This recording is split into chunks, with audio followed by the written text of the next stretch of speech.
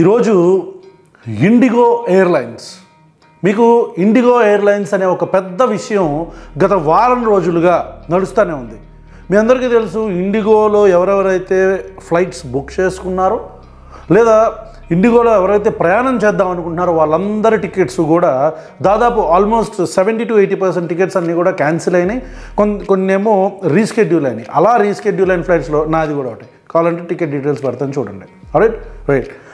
ఆ తర్వాత మళ్ళీ నన్ను వేరే ఫ్లైట్కి రీస్కెడ్యూల్ చేశారు. నాకు కాంపన్సేట్ చేశారు. So I was safe. కానీ కొన్ని వేలాది మంది లక్షలాది మంది ప్రయాణికుల టికెట్స్ అన్నీ కూడా క్యాన్సిల్ చేసి వాళ్ళకి రీఫండ్ చేశారు. రీఫండ్ అనేది కొంతమందికి రాలేదు కూడా. ఇప్పుడు ఈ డీటెయిల్స్ నెలకి నేను ఎందుకు వెళ్తున్నానంటే, ఈ సంక్షోభం ఏదైతే ఉందో ఈ సంక్షోభం అంతటికి కారణం కేంద్ర ప్రభుత్వం. This is the failure of the government. ఒక ఎయిర్లైన్స్ ఒక నిర్ణయం తీసుకుంటుంది అంటే ఫ్లైట్కి సంబంధించిన పైలట్ ఫటీగ్ రూల్స్ అనేవి వీళ్ళు పాటించట్లేదు. కాబట్టి వీళ్ళ మీద ఒకేసారి మనం ఇంపోజ్ చేయటము లేదా ఒకేసారి మనం వీళ్ళ మీదకి వెళ్ళడం అంటే you understand couple of things. First thing, ప్రభుత్వం ఫెయిల్ అయింది అనడానికి కారణం ఏంటంటే ఒక రిస్క్ని అంచనా వేయలేకపోయారు వీళ్ళు. అంటే వీళ్ళ మీద ఇలా మనం బుల్డోస్ చేయటం వలన ఇమీడియట్గా వాడేదాన్ని నిర్ణయం తీసుకుంటే మనం వాళ్ళది ఏం పేయలేము అనేది వీళ్ళు రిస్క్ ఫ్యాక్టర్ని అనలైజ్ చేయలేకపోయారు, దాన్ని అంచనా వేయలేకపోయారు. సో వన్స్ ఇండిగో నిర్ణయం తీసుకున్న తర్వాత మా అన్నయ్యతో మాట్లాడుతున్నప్పుడు తను మాట చెప్పాడు, I will tell you that, I have to tell you that. మన భారతదేశంలో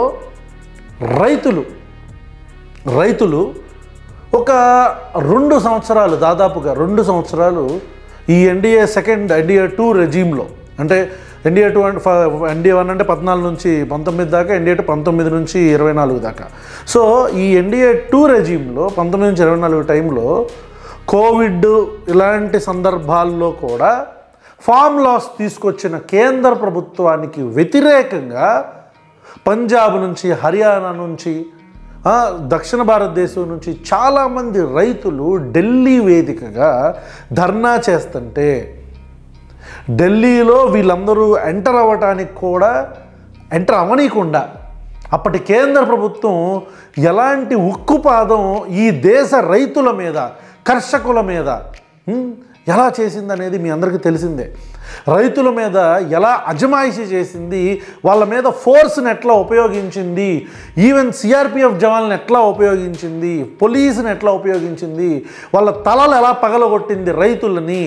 ఈ దేశంలో మన 4 వేళ్ళు నోట్లోకి వెళ్ళటానికి కారణమైన రైతన్నల మీద లాఠీలు ఎలా ఝులిపించింది ఈ కేంద్ర ప్రభుత్వం, నరేంద్ర మోదీ, అమిత్ షా అనేది మనందరం చూసాం. దాదాపు 2 సంవత్సరాలు వాళ్ళు వాళ్ళ జీవితాలని పణంగా పెట్టి ఆ ఫామ్ లాస్ అయితే 3 చట్టాలు కేంద్ర ప్రభుత్వం అయితే తీసుకొచ్చిందో కార్పొరేట్ సంస్థల గుత్తాధిపత్యానికి వాళ్ళకి సపోర్ట్ చేస్తూ, కార్పొరేట్ సంస్థలకి కొమ్ము కాస్తూ, కనీస మద్దతు ధర ఎక్కడా కూడా ప్రకటించకుండా ఆ క్రాప్స్ అన్నిటినీ కూడా, రైతు చేతిలో ఉండే క్రాప్స్ అన్నిటినీ కూడా కార్పొరేట్ సంస్థలకి, వాళ్ళకు వచ్చే లాభాలను కూడా కార్పొరేట్ సంస్థలు తినేసేలాగా తీసుకొచ్చిన 3 రైతు చట్టాలు ఏవైతే ఉన్నాయో వాటిని వెనక్కి తీసుకోవటానికి దాదాపు 2 సంవత్సరాలు భారతదేశంలో రైతులందరూ పోరాడాల్సి వచ్చింది. రైట్. అలా పోరాడిన ఎక్కడో ఒక్కసారి ఫైనల్గా 2 సంవత్సరాల తర్వాత నరేంద్ర మోదీ వాళ్ళకి ఆ 3 ఫార్ములాస్ని క్యాన్సిల్ చేశాడు, వెనక్కి తీసుకున్నాడు. మరి ఇండిగో విషయంలో 24 గంటల్లో, ఐ థింక్ 2-3 డేస్ ఆఫ్ గ్యాప్లో కేంద్ర ప్రభుత్వం 2-3 రోజుల్లో వెనక్కి వచ్చి సరే కొన్ని రోజులు సవరిస్తామని చెప్పాల్సి వచ్చింది. పైలట్ ఫటీగ్ రూల్స్ కావచ్చు, వీళ్ళు కొత్తగా ప్రవేశపెట్టిన రూల్స్ కావచ్చు, వీటన్నిటికి కూడా ఎగ్జంప్షన్ ఇస్తాం, ప్రస్తుతానికి టెంపరీగా నడపండి అని చెప్పని కాళ్ళ బేరానికి వచ్చింది కేంద్ర ప్రభుత్వం. అంతటి దిక్కుమాలిన పరిస్థితిలో ఈ కేంద్ర ప్రభుత్వం ఉంది. ఈ దేశానికి ఉపయోగపడే రైతన్న 2 సంవత్సరాలు రోడ్ల మీదకి వచ్చి ధర్నా చేస్తే పట్టించుకొని కేంద్ర ప్రభుత్వం ఈరోజు ఒక కార్పొరేట్ సంస్థ చేతిలో కీలుబొమ్మగా మారిపోయింది. The central government has failed. Aviation minister mister Rammurthy Naidu has failed in this regard. వీళ్ళు ఫెయిల్ అయ్యారు. ఇక రెండో విషయం భజన. ఈ అంటే మన ఈయన త్రివిక్రమ్ సినిమాలో ఈ కాపీలు కొడతాడు కదా త్రివిక్రమ్, ఈ త్రివిక్రమ్ సినిమాలో ఉండే డైలాగ్ ఒకటి ఉంటుంది, మనం ఎదవలమని ఇక్కడ అనుకుంటే సరిపోదు ప్రపంచం అంతా అనుకోవాలని చెప్పి. యాక్చువల్ డైలాగ్ వేరు ఉంటుంది. అంటే తిరుపతికి పోయి వెంకన్న స్వామి కోవాలని అడిగితే ఎవరికైనా తెలుస్తుంది, ఆ బయటోడికి గతిలే ఇట్లాంటి ఒక డైలాగ్ ఉంటుంది. అట్లా మనం ఎదవలమని, లేకపోతే మనం భజన పరులమని, మనం భజన రాయలమని, మనకు పదవుల కోసం మనం సంకనాకుతామని మన నాయకులది మన ఆంధ్రప్రదేశ్లో తెలిస్తే సరిపోదా? ప్రపంచమంతా కూడా మనం ఎదవలం అని అనుకోవాలా? ప్రపంచమంతా కూడా మనం చిడతలు పట్టుకొని ఎట్లా భజన చేస్తామో ప్రపంచమంతా కూడా తెలవాలా? ఆఖరికి ఎన్డీఏ ప్రభుత్వానికి అనుకూలంగా ఉండే ఎన్డీఏ ప్రభుత్వం కుక్క ఆయన అర్ణబ్ గోస్వామి కూడా తిడుతున్నాడు కదా. రామ్మూర్తి నాయుడు గారు, రామ్మోహన్ నాయుడు గారు, మీరు రామ్మూర్తి నాయుడు చంద్రబాబు నాయుడు గారు అన్న వచ్చేసాడు ఏంటో, రామ్మోహన్ నాయుడు గారు మీరు ఏవియేషన్ మినిస్టర్ అండి, సెంట్రల్ గవర్నమెంట్ అని రిప్రజెంట్ చేస్తారు. మీరు యువర్ అబౌవ్ యువర్ పార్టీ, మీ పార్టీలో ఉన్నానండి అంటే ఏంటిది? ఏంటి దిక్కుమాలని మనందరం చూసాం. ఇప్పుడు నేను దాన్ని ఏది తలుచుకోవట్లా. అర్ణబ్ గోస్వామి ఏం మాట్లాడాడు? అవసరమా? ఇండియా మొత్తం ట్రాల్ అవుతున్నారు, ఇండియా మొత్తం మనల్ని ఎదవాలనుకుంటున్నారు.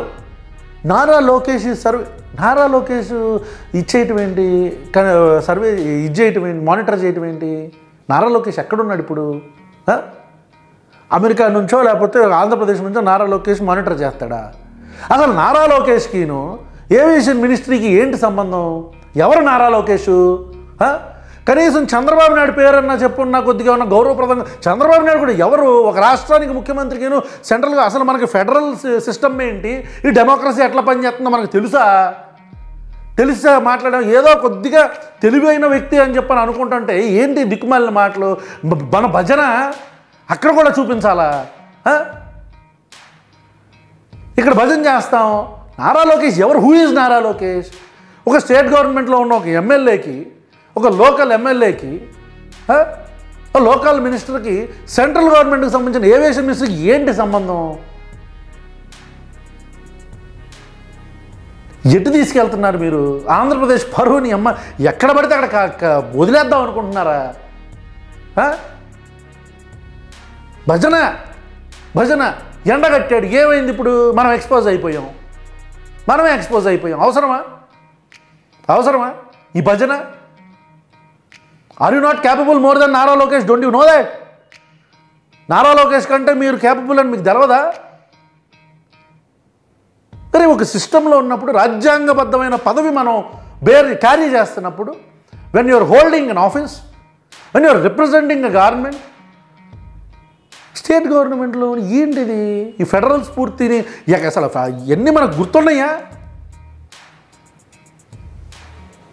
నారా లోకేష్ గొప్ప అనుకుంటున్నారు. అది నారా లోకేష్. Who is Nara Lokesh? మన ఆంధ్రప్రదేశ్లో ఉన్న ఈ చెత్తను మొత్తాన్ని, ఈ జరుగుతున్న దారుణాలని, వీటి గురించి మనం ఏవియేషన్ మినిస్ట్రీని నారా లోకేష్ మానిటర్ చేస్తున్నాడా? ఏవియేషన్ ఇష్యూస్ని. నాకేంటిది? మాకేంటి భజన? మాకెందుకు ఈ కర్మ ఏంటి మాకు ఆంధ్రప్రదేశ్ ప్రజలకి? This is about Rammohan Naidu. ఇక ఇది పక్కన పెట్టండి. నరేంద్ర మోదీ. ఈ వీడియో ఇప్పుడు నేను చెప్పేది ప్రజలకి. నేను కొన్ని సంవత్సరాల క్రితం, ఒక 3-4 years బ్యాక్ ఒక వీడియో చేశాను. ఒక ముసలావిడ ఇడ్లీలు అమ్మే కథతో. దాన్ని చాలామంది కాపీ కొట్టారు, అది వేరే విషయంలే. ఒక ముసలావిడ ఒక చిన్న కథ చెప్పాను అనమాట. ఒక బామ్మ ఒక చిన్న విలేజ్లో ఒక ఇడ్లీ కొట్టు పెట్టుకుంది.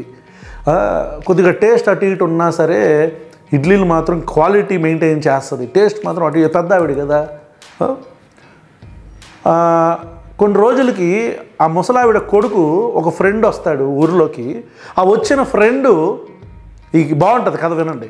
ఆ వచ్చిన ఫ్రెండ్ ఏం చేస్తాడంటే, ఈమెను చూసి అరే ఊరందరూ ఈమె దగ్గరే కొనుక్కున్నారు, ఒక్కతే ఇడ్లీల షాపు, పెద్ద ఆవిడన్న గౌరవం ఉంది, టేస్ట్ బాగాలేకపోయినా పెద్ద ఆవిడ మనూరు ఆవిడ అని చెప్పని అందరూ వెళ్తున్నారని చెప్పని వీడికి ఏమైంది, వీడికి కన్నుబడి వీడు కూడా ఇడ్లీలు కొట్టు పెట్టాడు. ఇడ్లీలు కొట్టు పెట్టి ఇనీషియల్గా ఏం చెప్పాడంటే ఇడ్లీలు ఫ్రీ అన్నాడు. మరి మనందరం కూడా ఆశాజీవులం కదా, ఫ్రీగా వస్తే ఫనాయిలు కూడా తాగేస్తాం కదా. మనం ఏం చేసాం, ఇడ్లీలు ఈ బామ్మ దగ్గర ఈ బామ్మ దగ్గర తీసుకోవటం మానేసి వాడి దగ్గరికి వెళ్ళటం మొదలుపెట్టాం. సో వాడు ఫ్రీ ఇడ్లీలు అలవాటు చేశాడు. అందరూ అక్కడికే పోతున్నారు. ఈ బామ్మకు బేరం పోయింది. యాక్చువల్లీ పెద్ద ఆవిడైనా సరే ఆ వయసులో కూడా పని చేస్తుంది. పని చేసి ఏదో ఒకటి పెడదాం వీళ్ళకి అని చెప్పని ట్రై చేస్తుంది. ఈ కొడుకు ఈవిడికి హెల్ప్ చేయాల్సింది పోయి ఇంకొకటిని తీసుకొచ్చి వాడికి హెల్ప్ చేయడం మొదలుపెట్టాడు. వాడికి డబ్బులు ఇచ్చి వాడిని తీసుకొచ్చి ఆ ఊరిలో కూర్చోబెట్టాడు. ఈవిడికి హెల్ప్ చేయడు ఈ కొడుకు. సో ఫైనల్గా ఏమైంది, ఈవిడ బేరం పోయేసరికి పాపం పెద్ద ఆవిడ కొన్ని రోజుల తర్వాత ఆ దిగులు పెట్టుకొని చనిపోయింది. నేను ఇంకెట్లా బతకలేకపోతున్నాను నేను అని చెప్పి, నా కొడుకు హెల్ప్ చేయట్లేదని చెప్పని, అంటే తల్లిని పట్టించుకొని కొడుకు వాడిని పట్టించుకుంటున్నాడు. సో ఇవన్నీ బాధలతో చచ్చిపోయింది ఆవిడ. ఈవిడ చచ్చిపోవడం చూసిన వాడు ఫ్రీ ఇడ్లీ తీసేసి ఇడ్లీ ప్లేట్ 10 రూపాయలు అన్నాడు. ముసలావిడ దగ్గర అయితే ప్లేట్ రూపాయే. కానీ ఆడు ముందు ఫ్రీ తిండికి అలవాటు పడి వీళ్ళ క్రియేట్ చేసి ఈ బిజినెస్ని డ్యామేజ్ చేసి ఆ తర్వాత ఈవిడ చచ్చిపోయిన తర్వాత వాడు ఆ ఇడ్లీని 10 రూపాయలకి అమ్మడం మొదలుపెట్టాడు. So 10 times more than what she used to sell. ఇంకొక షాప్కి వెళ్దామంటే ఆ ఊరిలో ఇంకో షాప్ లేదు. ఇంకొకళ్ళ దగ్గర కొనుక్కుందామంటే ఆల్రెడీ ఉన్న ముసలావిడ చచ్చిపోయింది. సో తిండి తినాల్సిందే, ఆకలి కంప్లీట్ చేసుకోవాల్సి, ఆకలిని కంపల్సరీ మనం సాటిస్ఫై చేయాల్సిందే. ఆకలి ఖచ్చితంగా డైలీ వస్తుంది, మనం తినాలి. సో వాడి దగ్గరికి వెళ్ళాలా, simple.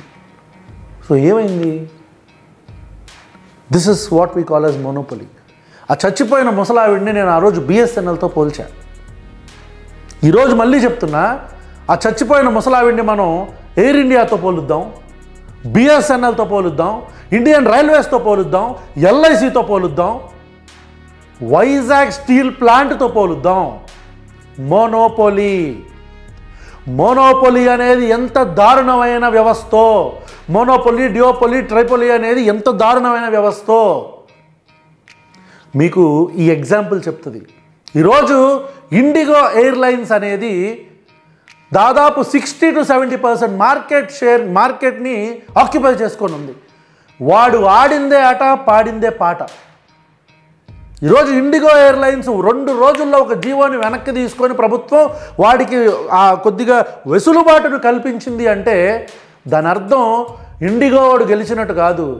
We as the citizens of India have failed to elect a government which is incomplete, which is not competent, which is not potent. ఈ భారతదేశంలో పుట్టిన ప్రతి ఒక్క వ్యక్తి ఈరోజు ఒక అసమర్థ ప్రభుత్వాన్ని ఎన్నుకున్నారు. ఈరోజు ప్రభుత్వం ఫెయిల్ అయింది, ఇండిగోడు గెలవరా.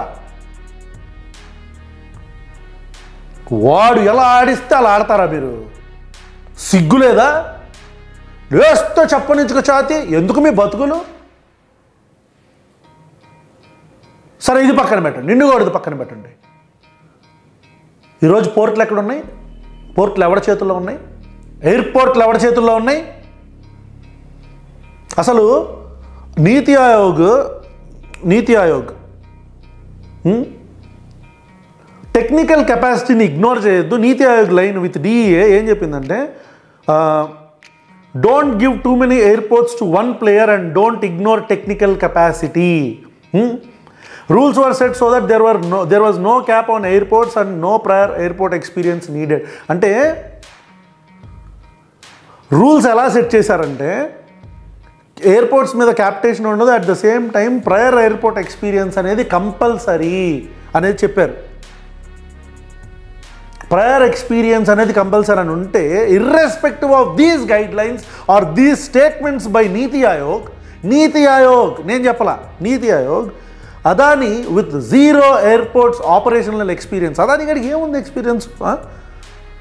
6 ఎయిర్పోర్ట్స్ ఉన్నాయి వాడి దగ్గర, 6 ఎయిర్పోర్ట్స్, నో ఎయిర్పోర్ట్ ఎక్స్పీరియన్స్. ఎన్ని సంవత్సరాలకు తెలుసా? 50 సంవత్సరాల దాకా. ఫర్ 50 years ఎయిర్పోర్ట్సేనా, పోర్ట్స్, షిప్ యార్డ్స్. ఈరోజు గంగవరం ఎయిర్పోర్ట్ ఎవరి చేతిలో ఉంది? గంగవరం పోర్ట్ ఎవరి చేతిలో ఉంది? అంటే ఎందుకు చెప్తున్నానంటే, ఒక వ్యక్తి యొక్క మొనోపొలి అనేది వాడు ఇలా చీటికేసి దేశాన్ని ఆడించగలడు. దీనంతటికి ఎవడ కారణం? ఫారిన్ టూర్ వెళ్ళిన ప్రతిసారి అదానీ గారి చేతిలో ఎవడు పెడుతున్నాడు ఇవన్నీ? శ్రీలంకన్ పార్లమెంట్లో అదానీకి కంపల్సరీ మీరు ఇవ్వండి కాంట్రాక్ట్స్ అని చెప్పని ఈ దేశ సెంట్రల్ మినిస్టర్ దగ్గర నుంచి నరేంద్ర మోదీ దగ్గర నుంచి రెఫరెన్స్ వెళ్ళింది అని చెప్పని ఆ రోజు శ్రీలంకన్ పార్లమెంట్లో చెప్పలేదా? ఆస్ట్రేలియాలో ఏం జరిగింది? ఎందుకని అదానీని మీదెక్కించుకొని మోస్తున్నాం మనం? ధన రాజకీయాలు చేయటానికా? ఎలక్షన్స్ టైంలో కోట్లాది రూపాయలు కుమ్మరించడానిక? We are going to make a series on Adani and Narendra Modi. We are going to make a series on crony capitalism. Crony capitalism మీద, ఈ అదానీ గాడి మీద మేము సిరీస్ చేయబోతున్నాం. We are going to expose how this Modi's pet has became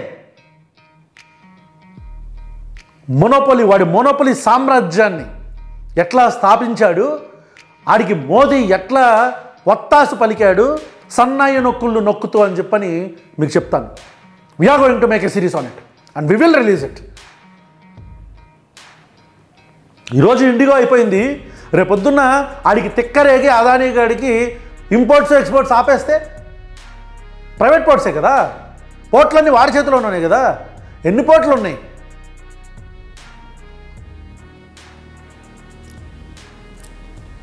this government has utterly failed. ఇక మా అన్న గురించి చెప్పాల్సిన పని లేదు, పాపం ఆయన ఉన్నా లేనట్టే, ఇక ఎందుకు ఆయన గురించి. Thank you so much.